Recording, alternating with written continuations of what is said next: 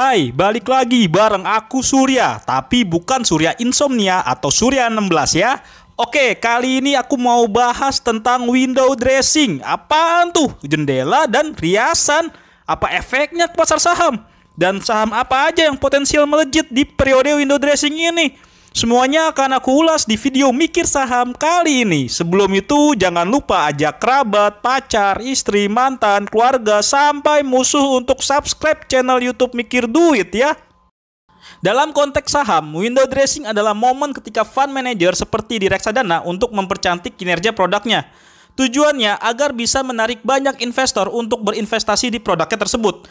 Caranya ya dia mengatur ulang portofolionya sesuai dengan ketentuan ke saham-saham yang punya bobot besar ke IHSG, sehingga nantinya kinerja produknya akan terlihat lebih baik. Hal ini biasanya dilakukan di setiap akhir kuartalan, tapi yang efeknya besar itu ada di akhir tahun. Fakta ini bisa terlihat dari performa bulanan IHSG setiap bulan Desember, yang hanya mencatatkan 2 kali merah selama 25 tahun terakhir. Merah yang pertama terjadi pada 2000 saat pasca pemulihan after crisis dan waktu itu juga ada bubble.com di Amerika Serikat. Serta yang kedua terjadi di 2022 gara-gara Goto, saham baru yang punya bobot besar ke IHSG tapi harganya hancur-hancuran. Lalu apakah tahun ini akan ada window dressing? Aku menilai potensi adanya window dressing cukup besar dengan melihat beberapa indikator ini. Pertama, IHSG sepanjang 2023 cenderung sideways mengarah ke koreksi sebesar 0,05%. Kedua, IHSG sudah mencatatkan pergerakan secara bulanan yang koreksi sebanyak 4 kali. Sehingga secara probabilitas peluang IHSG naik di Desember ini sangat tinggi. Namun ada beberapa hal yang berpotensi menghambat kenaikan IHSG di akhir tahun, seperti hasil rapat FOMC The Fed pada 12-13 Desember 2023. Sebenarnya jika The Fed naikin suku bunga di Desember bisa jadi sentimen bagus karena marketnya sudah price in semuanya. Tapi kalau kasih ketidakpastian lagi, kayak kita bisa buy lagi deh sama window dressing. Serta jika IHSG ditutup menguat di November 2023, hal itu bakal menurunkan probabilitas window dressing di Desember. Pasalnya dalam 25 tahun terakhir, jika November IHSG menguat, maka peluang kenaikan di Desember tidak akan setinggi di November, malah cenderung koreksi. Lalu apa saja saham potensial saat ada momentum window dressing ini? Oke, aku akan spill 5 saham potensial dan alasan serta sekilas fundamentalnya. Tapi disclaimer dulu, aku nggak ajak kamu beli atau jual saham ini ya. Ini cuma jadi gambaran tambahan informasi untuk kamu memutuskan beli atau jual sebuah saham, oke? Bicara tentang saham window dressing, di sini kami akan pilih saham potensial naik di Desember 2023 dengan beberapa indikator seperti harga saham sudah turun cukup dalam sepanjang 2023 dengan fundamental yang bagus, dengan bobot besar ke IHSG serta penurunan terdalam terjadi di September, Oktober, dan November. Namun dalam hal ini kami akan mengecualikan Goto ya, bukannya pilih kasih, tapi ya you know lah. Berikut ini 5 saham potensial window dressing yang aku urutin dari yang bobotnya paling kecil ya.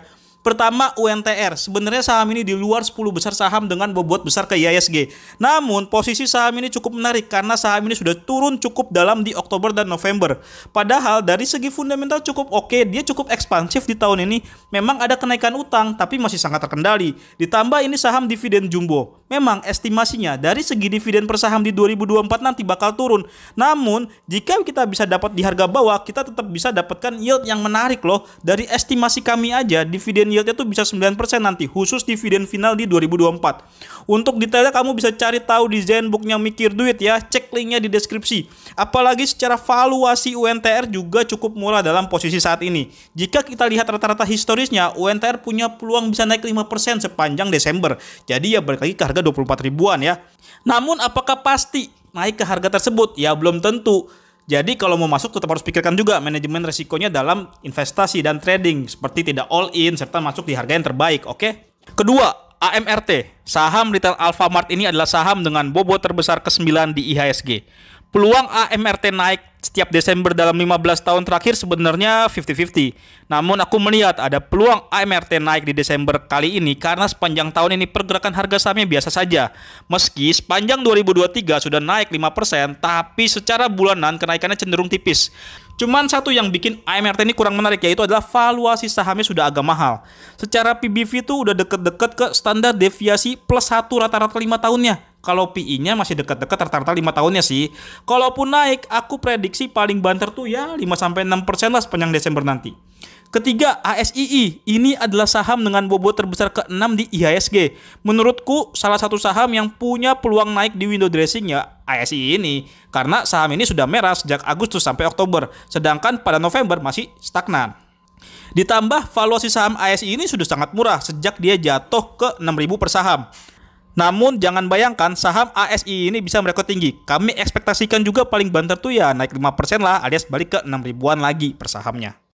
Keempat, saham TLKM yang merupakan saham dengan bobot terbesar keempat di IHSG. Saham ini juga sudah turun lumayan dalam di Juli dan Oktober kemarin. Saham ini juga punya peluang menguat di window dressing karena performa yang sangat buruk di 11 bulan tahun ini. Kondisi ini membuat valuasi Telkom pun sudah sangat menarik. Soalnya PBV dan PI-nya tuh udah di bawah standar deviasi -1. Kalau lihat historisnya, kenaikan harga saham TLKM di Desember itu paling sekitar 4-5% dari posisi saat ini. Kelima, aku akan bahas paket saham Big Bang. Ini keempat saham Big Bang yang jadi penguasa bobot terbesar ke IHSG.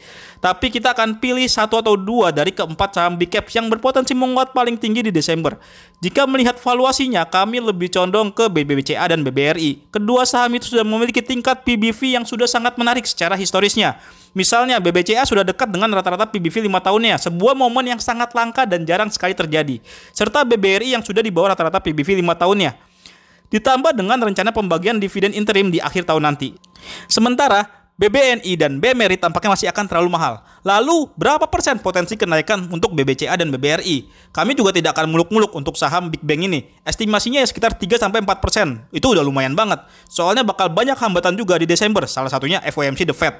Meski akan ada cerita dividen interim untuk BBCA dan BBRI. Kenapa nggak ada saham second liner atau third liner? Ya kalau fund manager jarang sih masuk ke saham-saham kayak gitu, apalagi untuk mempercantik kinerja. Soalnya pertama, saham third liner tuh agak nggak liquid dan beresiko tinggi. Kedua, ya efeknya beli saham third liner tuh untuk window dressing juga nggak ada. Karena bobotnya ke IHSG juga kecil banget. Nah, siap menanti window dressing di Desember 2023 ini. Udah puasa 2 tahun nih soalnya nih. Kalau tahun lalu kan gara-gara goto, tahun sebelum cuma naik tipis juga, jadi nggak terlalu berasa window dressingnya. Semoga akhir tahun ini pasar saham ditutup dengan manis ya. Semangat semuanya, salam cuan.